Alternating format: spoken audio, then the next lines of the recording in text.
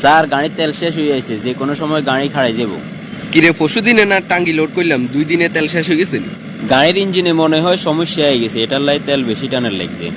আচ্ছা সামনে পাম্পে খারাইস, আবার লোড করিলাম। এ তো পাম্প একখান দেখা যায়, তাইলে ইঞ্জিন তুমি ঢুকে এলাই। ঠিক আছে খারা, এই গাড়ির টাঙ্গি লোড করে দে। ঠিক আছে স্যার। পেট্রোল নেওয়ার পরে আর অফিসের সামনে নামাই দিস। ঠিক আছে।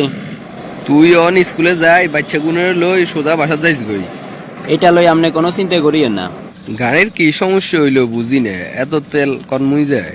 ঘুরে গাড়াও তো তেমন করি না আমরা। এরকম সরল সোজা মালিক থাকলে আঙ্গু মতো ড্রাইভাররা লালে লাল শাহজালাল। ও তো আজ জাগা মতো আই গেছি। কিরে আজ যে কদ্দুর দিবি? কোম্পানির দিয়ে আজ আবার টাঙ্কি ফুল করে লইছে, আপনি আগের মতো অর্ধেক লইলন। গুড। কিরে তুই মালিকের হর এখান বুঝস কেন? একবার কই গাড়ির ইঞ্জিন বালানো, আবার কই অমুক পাম্পের পেট্রোল বালানো, যে টাইমে যা হারি এগেন কই বুঝ দিয়ে লাইন। তোরা কেন হারস? এগেন না করলে এই যুগে চলন যেত না তো। ৭৩,০০০ বেতন দেয়, এগুন দিয়ে চলন যায়নি কোন চাই। জিয়ানে ১২-১৩ হাজার টাকা বেতন হয় মানছে, হিয়ানে ১৭ হাজার টাকা এদের কাছে কম লাগের। ঠিক আছে, তো এই ১৭ হাজার টাকা এই সময় কি হয় কসাই? তোরা গোপনে আনি পেট্রোল আর কাছে বেশি যাবি, তো ওটা তোরা উসুল করে লইবি। এই যুগে হাঁটান খরচ করি না চললে টিকি থাকুন যাইতো না। আরেকটা সিদ্ধান্ত লইছি, মালিকের চাপ দিমু বেতন বাড়াই দিবেন লাই, নইলে কমু আই চলি যাই। এর হরে অটোমেটিক বেতন বাড়াই দিব। খাইছে বেতন বাড়াই দিলে তো এরকম আর তেল বেচতো না আর কাছে। কিরে তোরা এনে তো হোসে যার ১৭ হাজার টাকা বেতন, ১০ হাজার টাকা তেল বেচরি আর কাছে, ২৭-২৮ হাজার টাকা হয়। আর কিত্তু হয় না রে ভাই, তারপরেও পোষায় না। স্যার আপনারা একার কথা কইতাম। কি কইতি রে? জিনিসপত্রের দাম যে বাড়া বাইছে আর পোষান না, বেতন আরো বাড়াই দিতে হইব। আচ্ছা এ বছর যাক, সামনে জানুয়ারি মাসে তুন বেতন বাড়াই দিম। না আপনি অনেক বাড়াই দিতে হইব, আর এত ধৈর্য নাই। আশেপাশে খবর লই দেখছি তোর বেতন তুলনামূলক অন্য গুণে তুই নাই এনে বাড়াই দিয়ে।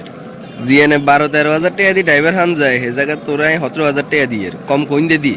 কইছে এই কইলে আপনি রিয়ানা সারি কইতেন না, আপনি নতুন ড্রাইভার চান। কইলাম তো জানুয়ারি মাসে তুন বেতন বাড়াই দিম।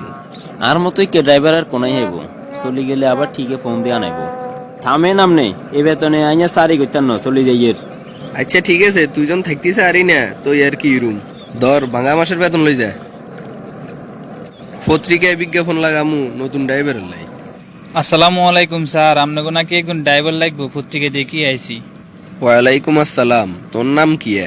আবুল কাসেম। তোমার লাইসেন্স কাগজপত্র সব ঠিক আছে নি? কত বছরের অভিজ্ঞতা আছে?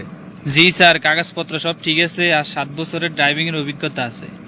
ঠিক আছে বাবাজি, তোমার বেতন কত দিতে হইব কইয়ে লাও। আগে আর ড্রাইভিংটা দেখেন, তারপর আপনার পছন্দ হইলে বিবেচনা করে আর বেতন ধরিয়েন। ঠিক আছে, তোমার কথাবার্তা আর ভালো লাগছে, চলো আগে তোমার ড্রাইভিংটা একটু দেখিলই। চলবনি আর ড্রাইভিং? মোটামুটি চলে। তোমার বেতন কত হইলে তুমি খুশি হইবে? স্যার আপনি তো আগে ড্রাইভার রাখছেন, বর্তমান পরিস্থিতি অনুযায়ী আপনি বিবেচনা করি যা ধরেন। থাকা খাওয়া আমার। আগের গাড়ি ১৭ হাজার টাকা বেতন দিতাম, তোমারও বরাবর দিমু, সামনের বছরে আবার বাড়াই দিব। ঠিক আছে আলহামদুলিল্লাহ, আর কোনো আপত্তি নেই। আরে কিল্লে খবর দিছে নিয়ে নে আইবেল লাই। কিরে তুই চাকরিতে জয়েন করলি, অন আলগায় দেখা করে গেলি না? আপনার লগে দেখা করার কামটা কি? তোর আগে কোম্পানিতে যতক্ষণ চাকরি করছে বেগুন আর কাছে তেল বেচতো ৮০ টাকা করে, তুই তো অন আইলি না। যা যাইব কোম্পানি যাইব, তুই আর আই বামফার। আল্লাহ মাফ করক, আল্লাহ আরে এই হারাম না খাবাক। হালাল টেয়া দি নুন ভাত খামু, তবু হারাম টেয়া দি মাছ গোস্ত খাইতেন না। এরকম নীতি লই চললে জীবনে কিছু করতে ইতি ন। যদি জীবনে কিছু করতে চাস এই রাস্তায় আয়, তাহলে অল্পতে বাই গাড়ির মালিক হবি। আর আয় তো কারো কাছে কইতাম না, তুই এত চিন্তা কর হরিকা।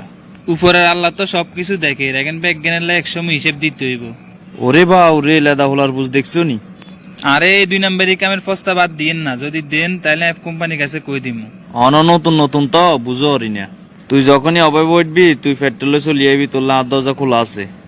আই যত অভাবে হরি, তবু এই আরাম পথের টেয়া খাইতেন না। কিছুদিন পরে আগে টাঙ্কি লোড করলে ২-৩ দিনের বেশি যাইতো না, অন ড্রাইভার পাল্টানি লগে কি আর গাড়ির ইঞ্জিনও পাল্টি গেল নি। এরে কাশেম, টাঙ্কি লোড করছি যে না, যে কতদিন চলে রে? ৭ দিন শেষ হই ৮ দিন চলে, আরো ৩ থেকে ৪ দিন যাইব। তার মানে চোর এতদিন আর ঘরে আসছিল। কি রে বাবা, বালা সত্যি? আসসালামু আলাইকুম আব্বু, ভালো আছেন নি? আমুর কি অবস্থা? ওয়ালাইকুম আসসালাম। ইরে বাবা আই তো ভালো আছি, তোর মা গানা ভালো নাই। আমুর কিছে? তোর মার রোগ একখান ধরা খাইছে, ডাক্তারে কইছে ৪ লাখ টাকা লাগবো। আয় তো চোখে মুখে হত দেখিয়েন না অন আয় কিতাম আঙ্গ ওইরকম জায়গা নাই বেশি তোর মা চিকিৎসা করুম। যেটা বেতন হামু এটা দিয়ে কোনো রকম সংসারের খরচ চলবো। দরকার হইলে আর শরীরের কিডনি বেশি এলামু, তবুও মায়ের চিকিৎসা করামু। আব্বা আন্নে চিন্তা করিয়েন না, এটির ব্যবস্থা করি, আন্নারে ফোন দিলে আন্নে আম্মারে লই শহরে চলে যাইয়েন। কিরে বাবা, লাগে যে না যে 2 দিন টেনশন করো রে, বাড়িতে কোনো সমস্যা হয়েছে নি? আমার একটা রোগ ধরা গেছে, অন ডাক্তারে কইছে চিকিৎসা করাতে 4 লাখ টাকা লাগবো। আঙ্গো এমন কোনো জায়গা সম্পত্তি নাই যে এটা বেশি আম্মুর চিকিৎসা করামু। এর ভিতরে তোর কত ব্যবস্থা আছে? আর কাছে ফকট খরচের টিয়া ছাড়া আর কোনো টিয়াই নাই। জীবনে তো অনেক টাকাই খরচ করলাম, এরকম একটু সৎ হলা যদি উপকার করতে পারি আল্লাহও খুশি হইব। আচ্ছা তুই এত চিন্তা করিস, তোর মারে ঢাকা লইয়ান, হিগার চিকিৎসার ব্যবস্থা আয় করুম। স্যার আপনার এই উপকারের কথা আমি কোনোদিনও ভুলতেন না। আল্লাহর কাছে দোয়া করি আল্লাহ আপনার মঙ্গল করুক। আর টিয়া এখন প্রতি মাসে মাসে আর বেতনের তুন কাটি রাখিয়েন। আয় কি টিয়া এগুন তোরে কাট বেল্লাই দিছিনি? তোর মাছ জায়গা তার মা অসুস্থ হইলে আয় কি চিকিৎসা করাইতাম না?